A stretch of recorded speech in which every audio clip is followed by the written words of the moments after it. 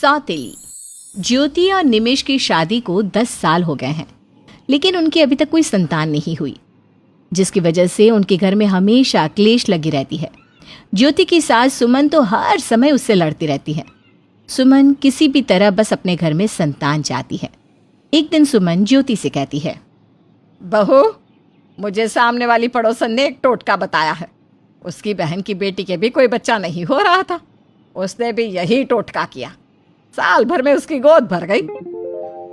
माँ, वैसे तो मैं इन टोटकों पर भरोसा नहीं करती, लेकिन फिर भी बता दो आप, क्या पता कोई चमत्कार ही हो जाए। देख बहू, तुझे रोज सुबह सोने से पहले 4 लौंग और 4 इलायची अपने और निमेश के सिरहाने रखकर सोना है, और सुबह होते ही उस चौराहे पर फेंक देना है। कुछ दिन इस टोटके को कर, पक्का हमारे आंगन में भी एक फूल खिलेगा। ज्योति एक पढ़ी लिखी समझदार लड़की थी, इसलिए वो इन बातों को नहीं मानती है, लेकिन माँ बनने की चाहत में उसे ऐसे अंधविश्वास वाले टोटकों को भी करना पड़ा। लेकिन ज्योति को इसमें भी कोई कामयाबी नहीं मिली। हार कर सुमन अपनी बहू को एक पहुंचे हुए साधु बाबा के पास ले जाने के लिए कहती है। सुन बहू, पुराने मंदिर के पीछे एक बहुत पहुंचे हुए बाबा बैठते हैं। वो तुम्हारे ऊपर से झाड़ फूंक करके सारी बुरी ताकतों का नाश कर देंगे और तुम जल्दी माँ बन जाओगी। माँ, ये झाड़ फूंक क्या होती है? इससे कुछ नहीं होता, मैं नहीं जाऊंगी किसी बाबा के पास। बहू, तू तो पहले ही नकारात्मक सोचती है। अरे पहले किसी बात पर विश्वास करना तो सीख। तू कल सुबह ही मेरे साथ चलेगी बस। सुमन ज्योति को वहां ले जाती है और वो बाबा ज्योति के ऊपर झाड़ फूंक कर देता है। उसके बाद भी ज्योति को और उसकी सास को कोई उम्मीद नजर नहीं आई। अब सुमन ज्योति को शहर के सबसे बड़े अस्पताल लेकर गई, उसके सारे चेकअप करवाए। उसके बाद डॉक्टर ने कहा, देखिए सुमन जी, आपकी बहू कभी माँ नहीं बन सकती। ये सारे चेकअप इनके हस्बैंड ने पहले ही करवाए थे, और पहले भी हमने बता दिया था कि ये कभी माँ नहीं बन सकती। डॉक्टर की बात सुनकर सुमन को बहुत दुख हुआ। अब सुमन ने ठान लिया कि वो अपने बेटे की दूसरी शादी करवा कर रहेगी, और वो निमेश पर दूसरी शादी करने के लिए दबाव करने लगी। बेटा देख, तेरी शादी को 10 साल हो गए, ज्योति माँ नहीं बन सकती, और इस बात पर तो डॉक्टर ने भी मुहर लगा दी। इसलिए तू दूसरी शादी कर ले। नहीं माँ, मैं दूसरी शादी नहीं कर सकता। अरे क्यों नहीं कर सकता? मैं कह रही हूँ छोड़ दे इस मनहूस लड़की को और नए सिरे से अपनी जिंदगी शुरू कर। माँ, अपना हंसता खेलता परिवार उजाड़ कर मैं नए सिरे से कैसे जिंदगी शुरू कर सकता हूँ? ये मत भूल बेटा कि परिवार बच्चों के बिना कभी पूरा नहीं होता। सुमन और निमेश की सारी बातें ज्योति भी सुन लेती है। ज्योति भी निमेश को यही समझाती है।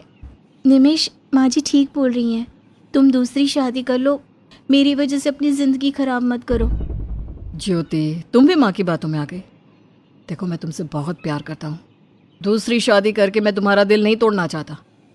अरे माँ बाप बनने के लिए हम कोई बच्चा गोद भी तो ले सकते हैं। बच्चा गोद लेने के लिए माँ कभी तैयार नहीं होगी। माँ को तैयार होना ही होगा। तुम चिंता मत करो, मैं माँ से बात करता हूँ। और हाँ, आज के बाद मुझसे दूसरी शादी करने के लिए कभी मत बोलना। निमेश अपनी माँ को बच्चा गोद लेने के लिए समझाता है। पहले तो उसकी माँ मना करती है, लेकिन बाद में तैयार हो जाती है। इसी तरह कई दिन बीत जाते हैं। एक दिन घर में सुमन और ज्योति होती हैं और निमेश ऑफिस गया होता है। लेकिन शाम को निमेश जब घर आता है तो देखता है कि उसकी माँ और पत्नी एक छोटी बच्ची के साथ खेल रहे हैं। अरे माँ, ये बच्ची कौन है? बेटा, कुछ दिन पहले हम अनाथ आश्रम में एक आवेदन पत्र देकर आए थे कि हमें एक बच्ची चाहिए, तो आज वहीं से फ़ोन आया था। ज्योति और मैं जाकर इस बच्ची को ले आए। माँ, हमने फैसला किया था कि किसी नवजात बच्ची को गोद लेंगे। ये तो लगभग 4 साल की है। पता नहीं क्यों आपको इतनी जल्दी हो रही थी जो 4 साल की बच्ची को ले आई। अरे बेटा, 10 साल हो गए तेरी शादी को, अब भी तुझे जल्दी लग रहा है। निमेश बिना कुछ कहे वहां से चला जाता है और बच्ची की तरफ देखता भी नहीं। सुमन और ज्योति बड़े ही प्यार से उसका नाम परी रखते हैं। रात को सब सो रहे होते हैं, तभी परी रोने लगती है। ज्योति, ये लड़की मेरी नींद खराब करी है, लेकर जाओ इसे यहाँ से। इसका नाम लड़की नहीं बल्कि परी है। लेकिन निमेश, तुम इस तरह से क्यों चिढ़ रहे हो परी से? बच्चे तो ऐसे ही होते हैं ना, और छोटे होते तो रोते भी हैं। देखो ज्योति, तुम्हें जगना है तो जगो इसके साथ पूरी रात। मुझे कल ऑफिस जाना है, मुझे सोने दो, और प्लीज इसे ले जाओ यहाँ से। ज्योति को निमेश का बर्ताव बहुत अजीब लगा। सुमन और ज्योति दिन भर उस परी के साथ खेलते। एक दिन ज्योति को खाना बनाने में देर हो जाती है। ज्योति, आज तुम्हें खाना बनाने में देर क्यों हो गई? तुम्हें पता है ना मैं रोज टाइम से ही खाना खाता हूँ। सॉरी निमेश, वो क्या है ना, आज मैं परी को लेकर टीका लगवाने गई थी, लेकिन डॉक्टर ने परी के टीके का कार्ड देकर कहा कि उसको पहले से ही सारे टीके लगे हुए हैं, इसलिए आज खाना बनाने में लेट हो गई। ज्योति, क्या है ये सब? दिन भर परी परी परी करती रहती हो। देखो, तुमने इस बच्ची को घर में तो रख लिया है, लेकिन इसकी वजह से मेरे काम में कोई लापरवाही हो ये मैं बर्दाश्त नहीं करूंगा। अरे बेटा, क्या हो गया है तुम्हें? क्यों इतना चिड़चिड़ा हो गया है तूने ही तो मुझे राजी किया था ना बच्चा गोद लेने के लिए, अब तू ही ऐसी बातें कर रहा है। हाँ माँ, मैंने कहा था, लेकिन इसका मतलब ये नहीं कि आप कहीं से भी कोई भी बच्चा उठाकर ले आएंगे। निमेश गुस्से में वहां से चला जाता है और ज्योति को निमेश की बात सुनकर बहुत दुख होता है। एक दिन निमेश अपने फोन में लगा हुआ था। सुमन और ज्योति किचन में थी और परी निमेश के पास सोफे पर बैठकर खेल रही थी। परी गिरने वाली थी, तभी ज्योति ने उसे बचा लिया। निमेश, क्या है ये सब? परी बिल्कुल तुम्हारे बराबर में बैठी है, ये गिरने वाली थी और तुम्हारा ध्यान भी नहीं है इसके ऊपर। तो क्या हुआ? इतना क्यों बोल रही हो?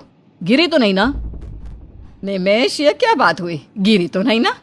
अरे बेटा, ये छोटी सी बच्ची है, इसको गहरी चोट भी लग सकती थी। माँ, लग जाती तो लग जाती, मैंने इसे बचाने का कोई ठेका नहीं ले रखा। जब से घर में आई है आफत बन गई है। ये सुनते ही सुमन निमेश को एक जोरदार थप्पड़ मारते हुए कहती है, नालायक, अपनी ही बेटी को आफत कह रहा है तू? शर्म नहीं आती तुझे? आफत ये नहीं, तू है। माँ जी, चुप हो जाइए। नहीं बहू, अब मैं चुप नहीं होने वाली। ये परी कोई और नहीं, तेरी ही बेटी है। हेमा को जानता है ना तू, जो मुंबई में रहती थी? माँ, आप हेमा को कैसे जानती हो? वो कहाँ मिली आपको? ये बच्ची उसी हेमा और तेरी है जिसे तू 4 साल पहले मुंबई में छोड़ आया था।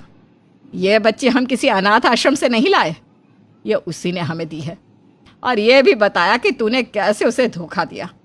मैं तो इस बारे में तुझसे उसी दिन बात करने वाली थी, लेकिन बहू ने मुझसे मना कर दिया। ना उसने तुझसे कुछ पूछा, ना मुझे कुछ कहने दिया। ज्योति, तुम्हें सब कुछ पता था हेमा के बारे में, लेकिन तुमने मुझसे कुछ कहा क्यों नहीं? क्योंकि जब माँ आपसे दूसरी शादी करने के लिए कह रही थी, तब आपने शादी करने से मना कर दिया था।